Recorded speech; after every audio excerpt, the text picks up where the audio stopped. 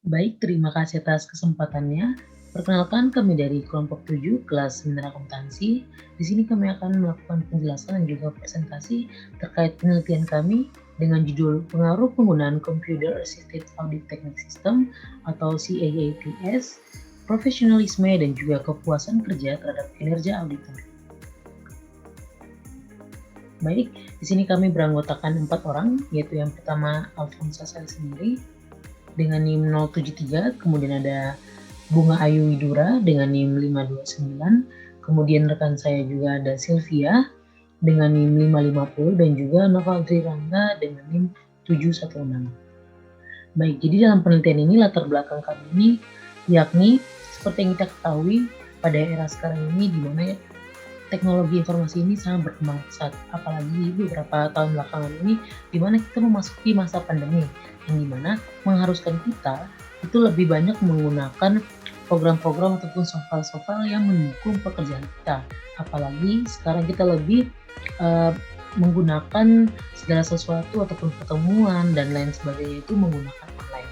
Sehingga keberadaan teknologi informasi ini sangat penting dalam sebuah pekerjaan profesi akuntan.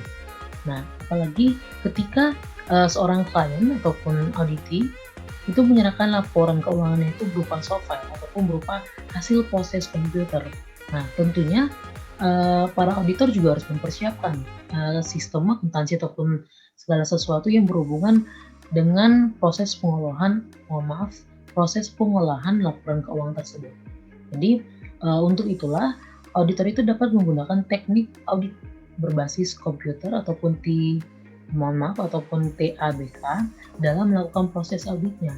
Sehingga dengan meningkatnya penggunaan TABK ataupun efektivitas dan juga efisiensi prosedur audit ini itu dapat memperoleh dan juga mengevaluasi bukti audit. Jadi dengan penggunaan tersebut itu dapat mempengaruhi terkait evaluasi bukti audit. Nah, kemudian untuk itulah diangkat beberapa rumusan masalah, yaitu yang pertama, apakah penggunaan Computer Assisted Audit Technique System berpengaruh terhadap kinerja auditor?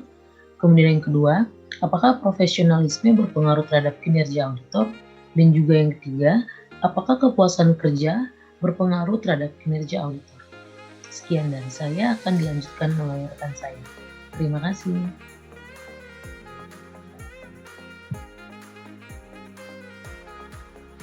Baik, terima kasih atas kesempatannya. Nama saya Bunga Widura dengan NIM 529. Di sini saya akan melanjutkan presentasi dari rekan saya, yaitu terdapat penelitian terdahulu.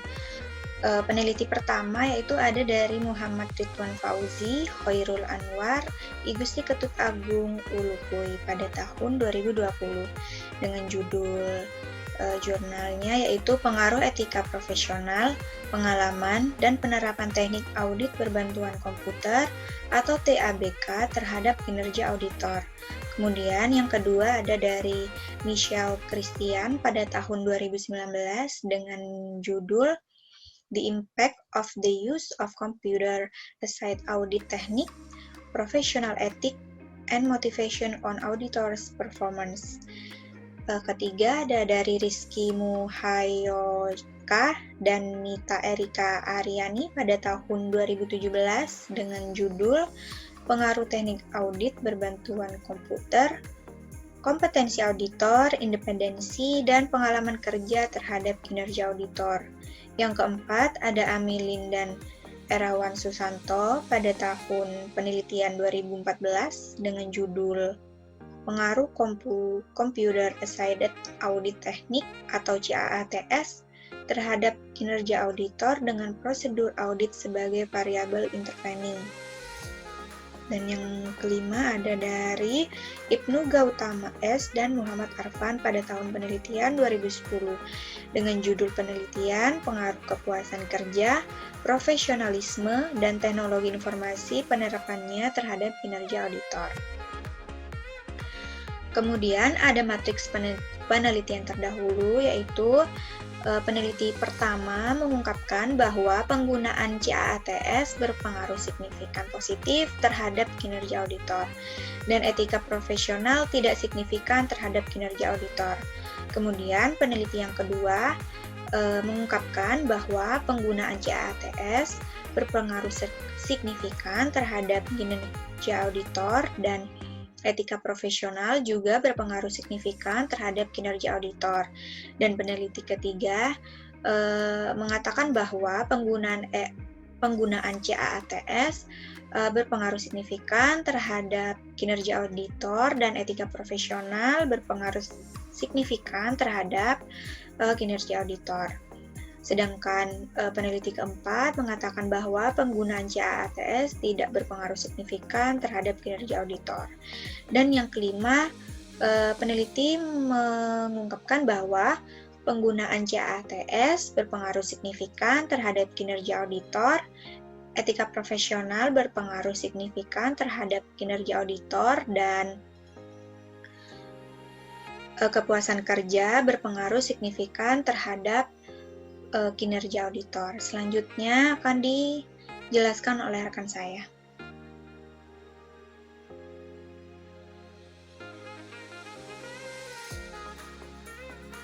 Terima kasih atas kesempatannya. Saya Sylvia Juliarisma Nugroho, NIM 550 akan melanjutkan presentasi dari rekan saya. Selanjutnya ada landasan teori. Di landasan teori itu disebutkan ada Unified Theory of Acceptance and Use of Technology atau UTAUT, yang artinya suatu teori atau model terpadu yang dikembangkan oleh Venkatesh et al. Pada tahun 2003 yang dapat memberikan kekuatan dalam penjelasan yang lebih baik dan menggambarkan niat seseorang perilaku untuk menggunakan sistem dari teori lainnya. Sehingga teori tersebut itu bisa dengan mudah dalam penerimaan auditor internal di Jakarta dan memanfaatkan sistem CAATS dalam prosedur audit. Selain itu, model atau teori UTAUT dapat juga dalam memprediksi niat individu untuk menggunakan teknologi dalam konteks yang berbeda. Selanjutnya ada kerangka pemikiran. Di sini independennya itu penggunaan Computer Assisted Audit Technique System atau CAATS. Yang kedua ada profesionalisme. Yang ketiga ada kepuasan kerja. Yang dependennya adalah kinerja auditor. Next. Selanjutnya ada batasan penelitian. Yang pertama, sampel yang digunakan dalam penelitian ini itu perusahaan KAP yang berada di Jakarta. Yang kedua, variabel independen itu yang terdiri dari 3 variabel, yaitu penggunaan Computer Assisted Audit Technique System atau CAATS, profesionalisme, dan kepuasan kerja. Yang ketiga ada data yang digunakan di penelitian ini itu data primer yang berupa kuesioner yang disebarkan di perusahaan KAP yang berada di Jakarta saja. Selanjutnya akan dijelaskan oleh rekan saya. Terima kasih. Terima kasih atas kesempatannya. Di sini saya akan melanjutkan presentasi rekan saya, yaitu metode penelitian rancangan penelitiannya, yaitu penelitiannya bersifat kuantitatif. Jadi kuantitatif ini merupakan penelitian ilmiah yang terdiri dari atas bagian-bagian dan fenomena serta kualitas hubungannya, seperti dependen dengan independen. Terus menggunakan teknik analisis logistik. Jadi penelitian ini merupakan metode yang digunakan untuk melihat hubungan antara variabel dependen dan independennya. Seterusnya itu menggunakan data premier. Jadi data yang diambil dari ini adalah data yang diambil langsung dari sumbernya. Keempat yaitu mengidentifikasi pengaruh antara variabel dependen dengan variabel independennya. Di sini dependennya ini yaitu kinerja auditor. Jadi kinerja auditor itu adalah suatu ukuran yang dapat digunakan untuk menetapkan perbandingan hasil pelaksanaan tugas pemeriksaan secara objektif atas laporan keuangan suatu perusahaan atau organisasi lain dipengaruhi oleh kepuasan kerjanya. Terus independen ini ada teknik audit berbatuan komputer, terus profesionalisme, kepuasan kerja yang terakhir, yaitu dari teknik audit berbantuan komputer ini merupakan penerapan teknologi informasi bagi auditor akan memberikan manfaat bagi dirinya dan pekerjaannya, sehingga setiap pekerja akan dilakukan oleh auditor dapat diselesaikan lebih cepat dan dari pekerjaan yang dilakukan secara manual. Kenapa menggunakan teknik audit berbantuan komputer ini? Di sini kita bisa mengetahui apakah teknik audit berbantuan komputer ini bisa berpengaruh dalam kinerja auditor sebuah perusahaan. Nah, di sini proporsionalisme yaitu merupakan keahlian, kemampuan yang dimiliki auditor dalam melakukan pemeriksaan laporan keuangan. Proporsionalisme yang dimiliki auditor menjadi begitu penting untuk diterapkan dalam melakukan pemeriksaan, dikarenakan akan memberi pengaruh pada peningkatan kinerja auditornya. Yang terakhir yaitu kepuasan kerja. Di sini kan kepuasan kerja ini merupakan suatu tanggapan atau balikan atau feedback pekerja mengenai puas atau tidak puas terhadap tugas yang di lingkungan kerjanya tertentu. Nah, diharapkan kepuasan kerja ini apakah berpengaruh dalam kinerja auditor. Jadi selanjutnya itu ada teknik pengambilan sampel menggunakan metode conflict sampling. Jadi merupakan suatu tipe pemilihan sampel secara tidak acak atau non probability sampling dengan memilih dengan kejadian ditanya mudah diperolehnya. Terus slide selanjutnya yaitu teknik analisis data. Jadi teknik analisis data ini merupakan suatu teknik yang digunakan untuk penelitian ini. Yaitu disini menggunakan teknik analisis data regresi logistik. Alasan karena data yang telah dikumpulkan merupakan variabel dummy, sehingga KAP berfasilitasi Big Four atau KAP tidak bervariasi Big Four. Tujuan digunakan analisis logistik ini yaitu untuk mengetahui apakah variabel dependen dapat mempengaruhi variabel dependennya. Kemudian penelitian ini juga menggunakan analisis statik deskriptif. Terus alat yang digunakan dalam pengolahan data yaitu software berupa SPSS 23. Ya, yaitu di sini ada analisis statis deskriptif. Jadi analisis ini merupakan uji yang memberikan gambaran ataupun deskriptif tentang karakteristik informasi yang digunakan dengan melihat nilai mean, standard deviation, varian, maksimum, minimum, sum, range, kurtosis serta kemencengan distribusi. Yang kedua itu analisis regresi logistik.